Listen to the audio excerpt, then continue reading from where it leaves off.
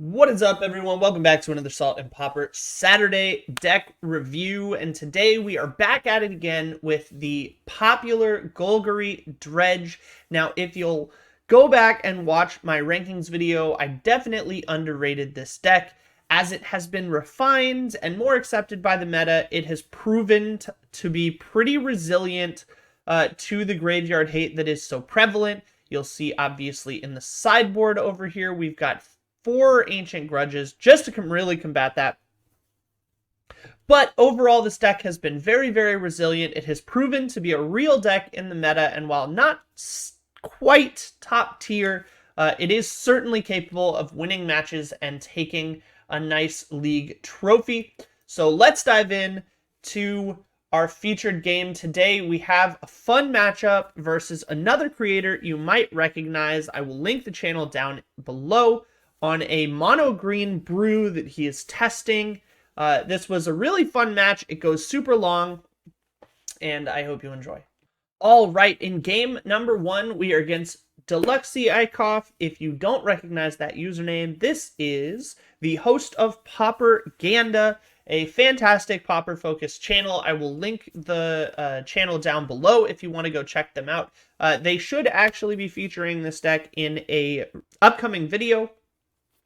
So if you're interested in checking out what this deck is all about and how it works, I highly suggest you go check their channel. Additionally, a primer was just introduced to the kind of Pauper Twitter scene by Probiscus, a fantastic Pauper grinder, and I will link that in the description as well in case you want to read through that. It is incredibly in-depth. It has a ton of helpful sideboarding guides and pros and cons of what makes the deck tick, why it's good right now versus why you might not want to play it right now. So it is a very good deck, and I really hope you guys enjoy. Starting off today, we have a pretty solid keep here. We have a 3-land hand.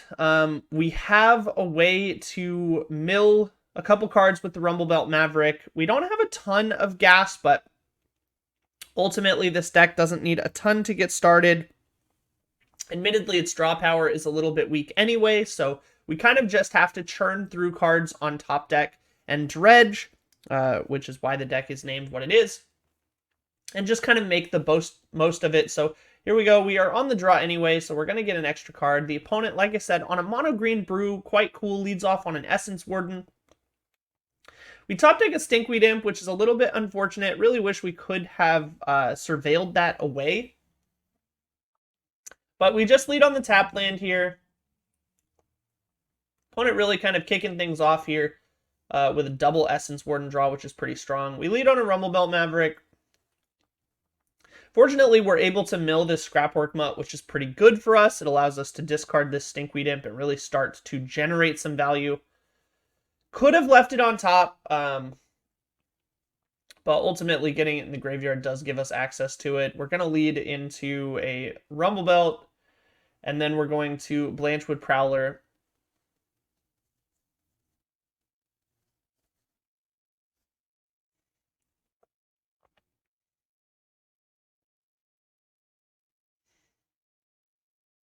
We're just going to double block the Essence Warden here.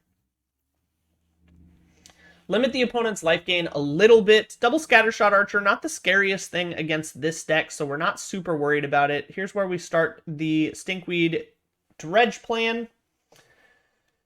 5 creatures in the graveyard. We have a Lotleth Giant, so this Dread Return is going to have some targets here, which is pretty good. Opponent really going wide on us very quickly, but fortunately we're pretty okay to lock down the board with some big creatures. Opponent not putting too much pressure on us since a few of his creatures are 0 power. We're just going to reanimate this Generous Ent just as a solid blocker. Not a whole lot the opponent can do about it, so we just want that as kind of a backup strategy. Just start to clog up the board. Opponent going real wide on us, so we don't want to take too much of a risk in case they have like a You Meet in the Tavern or something like that. Definitely could get overwhelmed quite quickly, so we just want to utilize these Exhumes, try to fill up the board. We're going to run out of Stinkweed Imp. Opponent does do us the favor here of killing it with these scattershot archers, which is pretty nice. I understand why he's killing it. He doesn't want us to be able to kill with a blocker, but all of his creatures have reach, so we're not really at risk of killing him in combat. It's probably beneficial for him to just leave the Stinkweed Imp on the board, but he does kill it for us, which is pretty helpful. It lets us keep dredging it back and filling our graveyard with more spells, which is pretty awesome. Once again, going to use this Scrapwork Mutt Unearth to mill 5 more cards.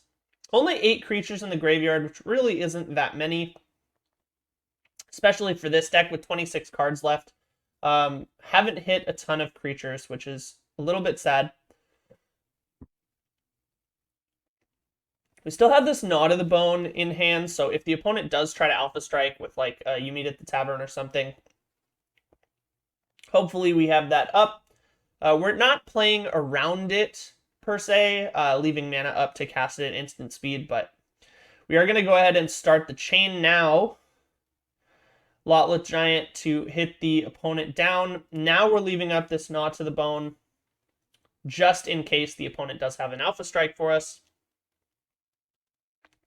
We had to start the clock at some point, so we're just going to start it now. 13 creatures in the graveyard, so we are on a reasonable clock here, especially with another Lotleth Giant in hand. Now we go for the Gnaw to the Bone at end of turn just to kind of stabilize and make sure we're not at risk from getting alpha'd. We're going to Dread Return another Lotleth Giant.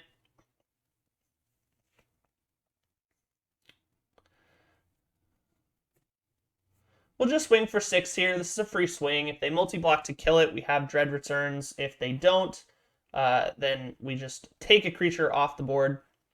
Opponent has a Cloakwood Swarmkeeper, which is pretty hilarious next to this Iron Fist, or this Fist of Ironwood. Really going to pump these up, gain a whole bunch of life off of it, which is interesting. Super cool tech. Haven't seen Fist of Ironwood in a long, long time. It's an old Ravnica card. It's an enchantment that gives trample and makes 2/1/1 saprolings. Super interesting tech from the opponent there. Once again, we're going to continue the Stinkweed Imp mill 5 plan. And really, we've just kind of taken over the game here. We're just going to flashback this Lotleth Giant. We hit for 20. And we have another Lotleth Giant in hand to cast again. We also have 2 more Dread Returns in the yard and a Lotleth Giant to loop. So we are 100% killing the opponent here. At the end of the day, we locked up the board pretty quickly with big creatures, and the opponent just didn't have the gas to run us over. Really interesting how the opponent ends with 0 cards in graveyard. Never killed any of his own dudes, never milled anything. Didn't cast a single spell except for this enchantment, so really easy to clog up the board when the opponent doesn't have any value engines. But at the end of the day, I'm assuming they have a ton of graveyard hate. We're definitely going to be playing into some relics here, because they are very clearly not using their graveyard. So let's go into game number 2. Game number 2, we are on the play again. This is a perfectly fine hand. We're going to have a troll into a dual land. We have double black just in case we top deck and exhume, so we are on the keep here. Opponent on turn 1 relic is pretty brutal. Hard to play through that, but we're going to do our best. The deck can beat relic, but unfortunately, if you'll take a look here, we didn't bring any of our Ancient Grudges in. We just wanted to see what the opponent had in store for us. Now that we know we are playing against relics, we'll definitely be doing a little bit more sideboarding if we lose this game. Go ahead and fetch the dual land here. And we're just going to play this much the same. We have a Satyr Wayfinder in hand now, which is pretty nice. We're going to be able to play that next turn just to keep our lands dropping. Opponent has a little bit better of a clock this time. Able to get out an early Nettle Sentinel and a second relic, which is super, super hard for us to play through. without any artifact hate.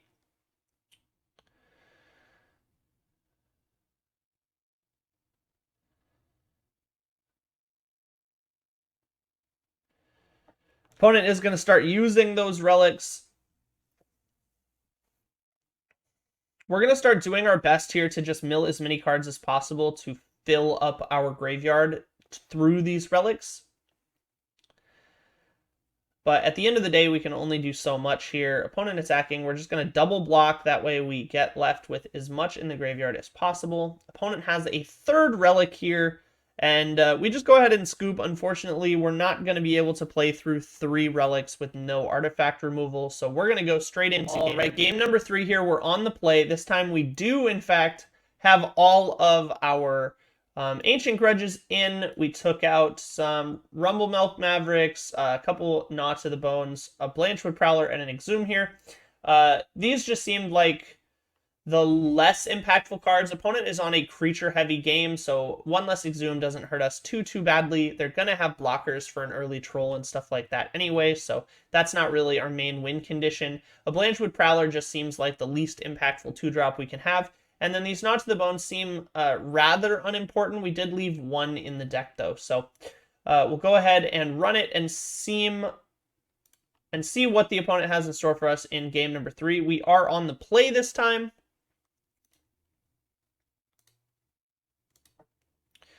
Once again, pretty keepable hand here. 1 land into a Generous Ent, into an Exhume. So definitely going to be on the quick aggro strategy here. Opponent leads on an Essence Warden, which is their best turn 1. We're going to have our best turn 1 into our best turn 2 here. We just find an untapped land to ensure that we're able to Exhume before they slam like a Relic or something. So we're just going to lead immediately onto this Generous Ent.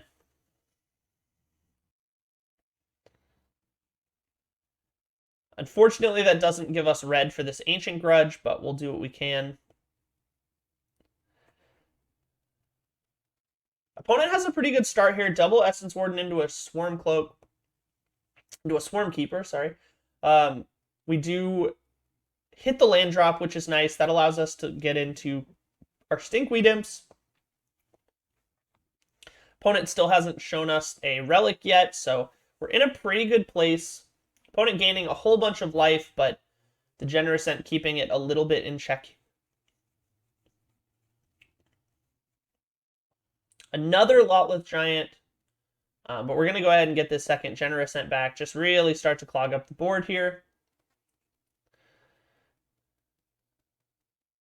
Looking back, taking out the 4th Exhume might have been the wrong play since, as I mentioned at the end of game 1, opponent did have 0 cards in graveyard, so not very inclined to block.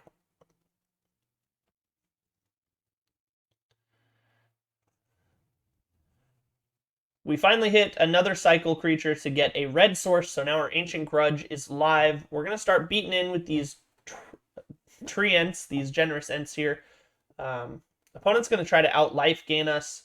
We meet in a tavern, did only get them 2 creatures, so that is worth noting. Opponent down to 1 card in hand. Now down to no cards in hand, really going big on the board state here.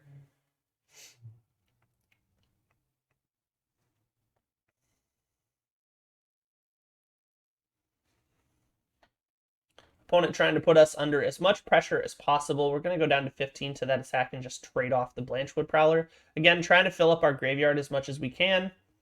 We're going to Dread Return a 3rd Ent here. Really just trying to play as safely as possible. Once again, we don't have a Gnaw to the Bone, so we're trying to make sure we don't just straight up die to you meet in the tavern. A little surprised the opponent didn't cast it to buff his board and just swing. Because he had, 4 creatures at that time? 5 creatures at that time. And I only had 1 untapped blocker. Seems like that would have been the best pressure play. But going for the refill, with this many creatures in a deck, you can't blame him. It's probably very often that card hits 4+ creatures, so can't blame the opponent for just trying to go big here. Hits the Spider Silk Armor, which is pretty good. Means that his block threats are much, much better now.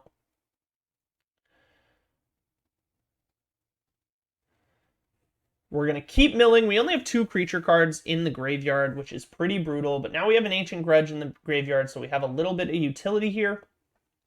We still have a Dread Return. Opponent is going to gang block this Generous Ent. We're just going to kill the Ginger Brute because it's the only unblockable creature he has.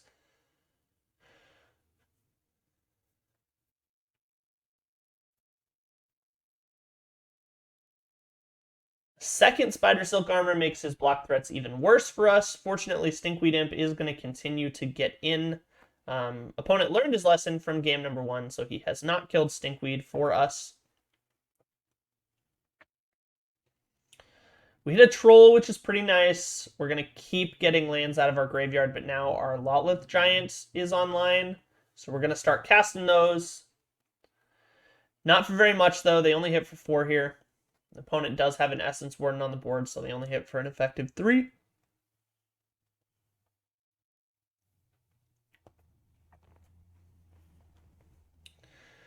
Opponent really just going big here. We do get to continue to kind of plink away at the opponent with these Stinkweed Imps, though.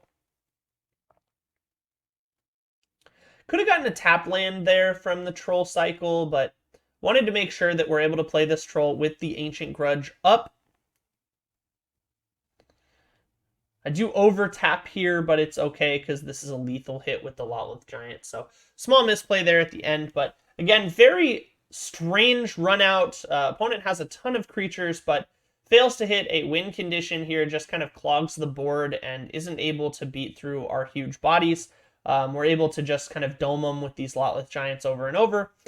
For lethal, super interesting match, super interesting deck. I can't wait to tune into the show this weekend and check it out. So I hope you guys join me. I will see you in the Pauperganda chat talking about this deck. We're just going to be doing the 1 feature match this week, trying to keep these videos a little bit shorter just to see if you guys enjoy a smaller sample size, just a quick demo of how the deck works and the deck list. So once again, you can take a screenshot here, or I'll have the deck list down in the description for you. Super solid deck, plays very well against a lot of the fairer decks right now, but you do definitely have to be prepared and kind of concede that you will always be up against graveyard hate, and you just have to be prepared to fight it. Otherwise, super interesting deck, super solid deck. The Reanimator package plus the Dredge package obviously gives you a whole lot of utility, so I hope you guys enjoy. Thank you so much for tuning in. Don't forget to like and subscribe, and I will see you next time. Goodbye forever, unless I see you next time. Peace.